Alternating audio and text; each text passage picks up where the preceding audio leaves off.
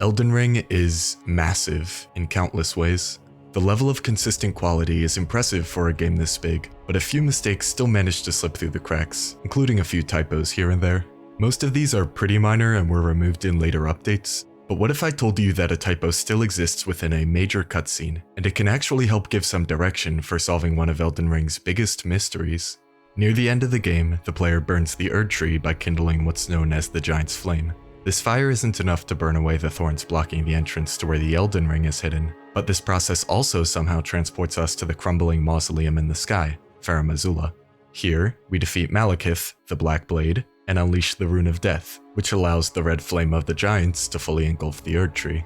The most common interpretation I've seen for this two-step process is that when Queen Marika plucked the Rune of Death from the Elden Ring, the Erdtree became immortal, and unleashing this rune is a necessary step for the Erdtree to burn. Though, this leaves one of the most confusing events of the game unanswered. Why does kindling the Giant's Flame and igniting the Erdtree transport the player to Farum Azula? There are a few possible reasons for this, such as the guidance of grace bringing us here, or that whichever entity kindles the flame helps put us one step closer to the Rune of Death, but there's a huge lack of concrete supporting evidence for any answer. This is where an in-game typo can help give us some direction. Here's the clip, taken from the cutscene that plays after we defeat Malekith and gain access to the Rune of Death. The Rune of Death is unbound, and the lands between are shrouded by death's dark fate. But the flames will also burn the impenetrable thorns. Farewell it is then. You'll be Elden Lord yet. Did you catch it? Let me point it out in case you didn't. Here, a period separates the first two lines of dialogue, but the second line doesn't start with a capital letter.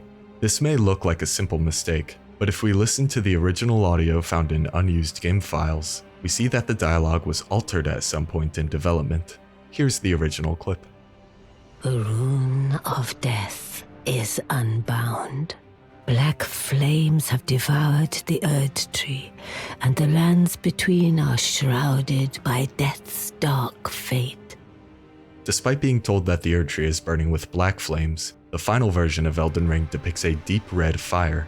This red color helps identify this as the ruinous flame of the giants that is described to be able to burn the Erdtree.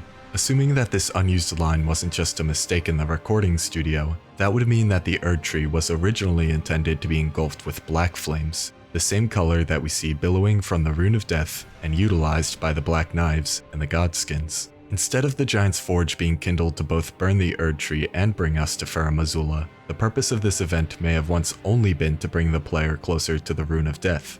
After this, the rune would be the only tool needed for burning the Erdtree. Of course, the original dialogue had to be changed for a reason. I think that this revision can help contextualize some of the main aspects of the story of Elden Ring, especially for the beings that are referred to as gods. Whether if the Giant's Forge was only used to locate the Rune of Death, or if something else brought the player to Farum Azula, the developers may have at some point decided that the fire of the Giant's fell god had to play a bigger role in the story. This is important because we see that flames are what draw a connection between the gods. Most of the gods that we know of seek to burn something in their own fire. The Flame of Ruin is meant to burn the Erdtree, the fire of the Godskins was once used to slay the gods, the Yellow Flame of Chaos seeks to burn, well, everything. Each color of fire denotes a different deity, and if the Forge of the Giants was only used to locate the Rune of Death, then that would leave the Fell God as the only being with nothing that its flames were meant to burn. Now, in the final game, it's these flames that help tie the gods together in unique ways, such as how using the Yellow Flame of Chaos to kindle the Red Flame of Ruin can bring the player closer to the Black Flame of Death. I plan to cover the flames of the gods a bit more for an upcoming video, but for now, what do you think of these events? Am I grasping too much by looking at loose connections and cut content? Or can this all be used to help support a greater theory? Let me know your thoughts and findings in the comments, along with any other possible answers for why the player is brought to Farum Azula. By nature, this game encourages us to come to our own conclusions from limited information, so I'd love to hear your input.